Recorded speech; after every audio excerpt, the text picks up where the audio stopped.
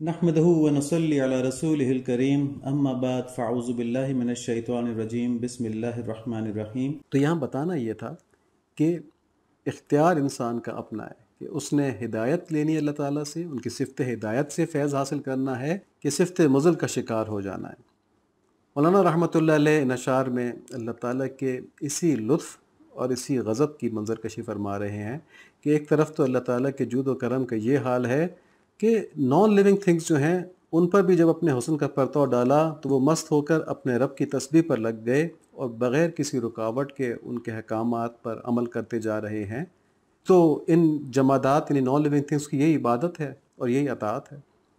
اور دوسری طرف ان کی قدرت اور ان کی جلالت اور ان کا غضب ایسا ہے کہ انسان جیسی عقل مند ترین مخلوق پر بھی جب ان کا قہر نازل ہوتا ہے، اور قہر بلا وجہ نازل نہیں ہوتا، ہم نے دیکھا کہ اللہ تعالیٰ کی رحمت ان کے غضب پر حاوی ہے، تو قہر جب نازل ہوتا ہے تو انسان نے کوئی حرکتیں ایسی کی ہوتی ہیں کہ وہ رحمت سے نکل کر قہر کی طرف چل پڑتا ہے، تو پھر اس کی عقل پر ایسے پتھر پڑ جاتے ہیں کہ وہ اپنی عاجزی، اپنی بے وقاتی بھول کر اپنے رب کے سامنے سرکشی پر آمادہ ہو جاتا ہے، جیسا ابو جہل نے کیا۔ ابھی یہ مثال دیکھی ہے۔ تو ہمارے لیے سبق کیا ہے کوٹ ان کوٹ کہ اللہ تعالیٰ کی رحمت کی طرف بڑی عاجزی کے ساتھ ہم بڑھتے رہیں، طلب کرتے رہیں، اللہ تعالیٰ سے ان کا رحم مانگتے رہیں، یہی عاجزی دکھاتے رہیں اللہ تعالیٰ کو۔ گناہ اگر ہوتے بھی جا رہے ہیں تو ان پہ توبہ کرتے جائیں، ان کو چھوڑنے کی کوشش کرتے جائیں، اللہ تعالیٰ سے التجا کرتے جائیں کہ یا اللہ مجھے ان گناہوں سے بچا لیں۔ جسارت نہ کریں ان کے اوپر، تکبر نہ کریں کہ میں اللہ تعالیٰ سے کیوں مانگوں۔ اگر ایسا کر لیا تو پھر اللہ تعالیٰ کے صفت مضل کے قہر کا شکار ہو جائیں گے، پھر گمراہی سے کوئی بچا نہیں پائے گا۔ سورہ بنی اسرائیل کی آیت نمبر 97 ہے، وَمَن يَهْدِ اللَّهُ فَهُوَ الْمُهْتَدِ وَمَن يُضْلِلْ فَلَن تَجِدَ لَهُمْ أَوْلِيَاءَ مِن دُونِهِ وَنَحْشُرُهُمْ يَوْمَ الْقِيَامَةِ عَلَى وُجُوهِهِمْ عُمْيًا وَبُكْمًا وَصُمًّا مَأْوَاهُمْ جَهَنَّمُ كُلَّمَا خَبَتْ زِدْنَاهُمْ سَعِيرًا۔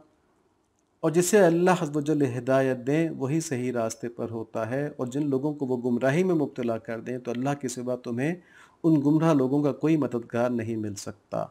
یہاں پر یہ نہیں سوچنا چاہیے کہ اللہ تعالیٰ نے گمراہ کر دیا۔ دیکھیں اللہ تعالیٰ فرما رہے ہیں یہاں پہ کہ تمہیں اللہ تعالیٰ کے سوا ان کا کوئی مددگار نہیں مل سکتا، تو یعنی اللہ تعالیٰ تو موجود ہے نا، تو ان سے مانگو۔ پھر اگر کوئی گمراہ ہو رہا ہے تو اللہ تعالیٰ سے ہدایت مانگے نا۔ ابو جہل کو چاہیے تھا کہ یا اللہ میں دنیا کی وجہ سے اس حقیقت کو جانتے ہوئے اس کو چھوڑ رہا ہوں، آپ میرے دل کے اوپر اپنا رحم فرمائیں اور مجھے ہدایت دے دیں، تو اس کو ہدایت مل جاتی۔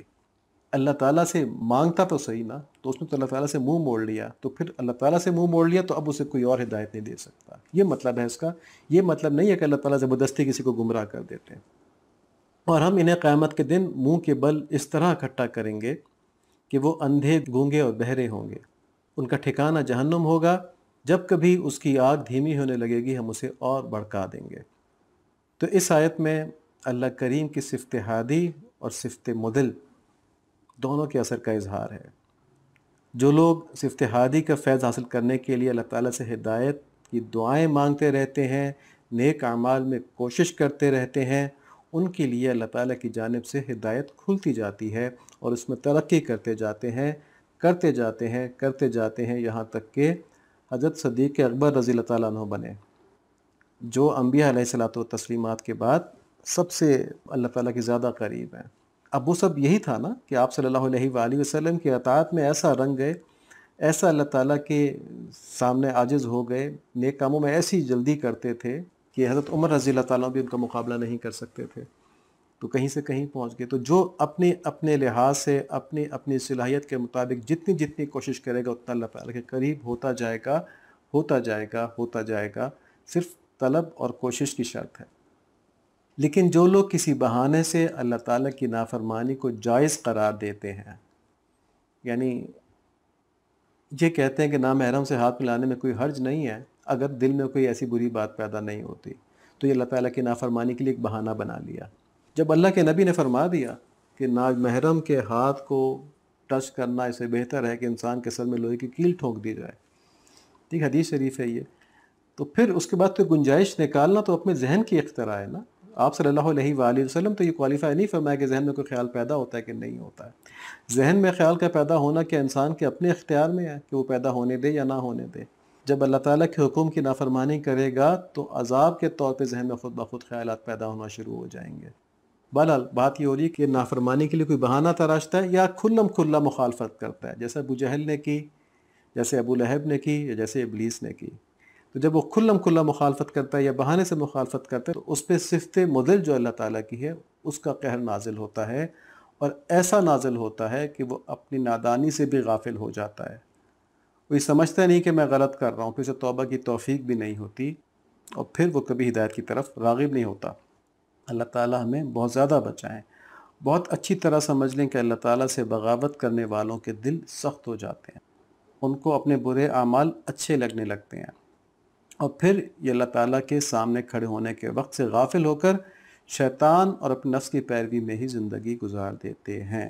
انہیں خیال ہی نہیں آتا کہ انہیں اللہ تعالیٰ کے سامنے حاضر بھی ہونا ہے۔ اور جیسے ابو جہل کو معلوم تھا کہ نبی صلی اللہ علیہ وآلہ وسلم سچے ہیں تو انہیں اللہ تعالیٰ کے سامنے حاضر ہونا ہے، تو دل سے یہ خوف ہی نکل جاتا ہے، اپنے غرور میں، تکبر میں دل سے یہ خوف ہی نکل جاتا ہے کہ وہ عذاب کون برداشت کرے گا۔ تو اگر یہ لوگ کافر ہوں تو ان کے دل اسلام کی مخالفت سے بھرے رہتے ہیں۔ اور اب یہ نہیں سمجھنا کہ اللہ تعالیٰ ان باغیوں کو ان کی مرضی کے خلاف گمراہ کرتے ہیں۔ اللہ تعالیٰ گمراہ نہیں کرتے، بہت بڑی جسارت ہے ایسی بات کہنا، بلکہ دنیا کے مزوں کے اندر پڑھ کر ان لوگوں نے اللہ تعالیٰ کے احکام پر دنیا کی لذتوں کو ترجیح دی ہوتی ہے، تو اس نافرمانی کی وجہ سے اپنے اوپر خود انہوں نے صفت ہدایت کی تجلی روک لی ہوتی ہے، اور جب صفت ہدایت کی تجلی رک جائے تو ہدایت کا اپوزٹ کیا ہے؟ گمراہی، تو صفت گمراہی کا خود بخود شکار ہو جاتے ہیں۔ جیسے کوئی آدمی روشنی سے نکل جائے تو خود بخود اندھیرے میں جائے گا نا، اندھیرا اس کے اوپر لانا تو نہیں پڑے گا۔ تو یہ روشنی کو جب چھوڑ دیتے ہیں اپنی دنیا کے مزوں کی خاطر تو خود بخود مضل کا شکار ہو جاتے ہیں۔ اس کا اثر یہ ہوتا ہے کہ ان کی خواہشات ان کے عقل اور شعور کے اوپر غالب آ جاتی ہیں، پھر ان میں حق کی طلب بھی نہیں رہتی۔ سورہ جاسیہ کے اندر ہے آیت نمبر 23، أَفَرَأَيْتَ مَنِ اتَّخَذَ إِلَٰهَهُ هَوَاهُ وَأَضَلَّهُ اللَّهُ عَلَىٰ عِلْمٍ وختم على سمعه وقلبه وجعل على بصره غشاوة فمن يهديه من بعد الله افلا تذكرون۔ آپ نے اسے بھی دیکھا جس نے اپنی خواہش نفس کو اپنا معبود بنا رکھا ہے، اور علم کے باوجود اللہ عز و جل نے اسے گمراہی میں ڈال دیا، اور اس کے کان اور دل پر مہر لگا دی، اور اس کی آنکھ پر بھی پردہ ڈال دیا۔ اب ایسے شخص کو اللہ کے بعد کون ہدایت دے سکتا ہے؟ کیا تم پھر بھی نہیں سمجھتے؟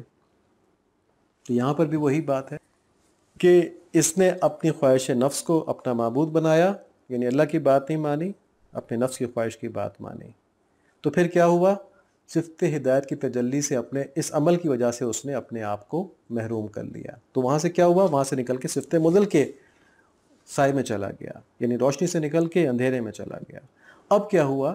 اب اس کے کان، آنکھ اور دل پر مہر لگ گئی، اسے کچھ نظر نہیں آ رہا کہ میں کس طرح گمراہ ہوں۔ اس شخص کو بھی اللہ تعالیٰ ہدایت دے سکتے ہیں، یہ بتا رہے ہیں اللہ تعالیٰ کہ اب ایسے شخص کو اللہ کے بعد کون ہدایت دے سکتا ہے؟ کیا تم پھر بھی نہیں سمجھ سکتے؟ تو اللہ تعالیٰ دے سکتے ہیں، لیکن وہ مانگے تو صحیح۔ ایسے لوگ بھی ہوتے ہیں جو عین گناہ کی حالت کے اندر یہ کہہ رہے ہوتے ہیں، یا اللہ میں اس سے بچ نہیں پا رہا، لیکن آپ تو قادر ہیں، آپ مجھے معاف کر دیں اور آئندہ کے لیے اس سے بچا لیں۔ تو ایسے آدمی کی بچت ممکن ہے، اللہ تعالیٰ کے فضل سے اس کی بچت ہو جاتی ہے۔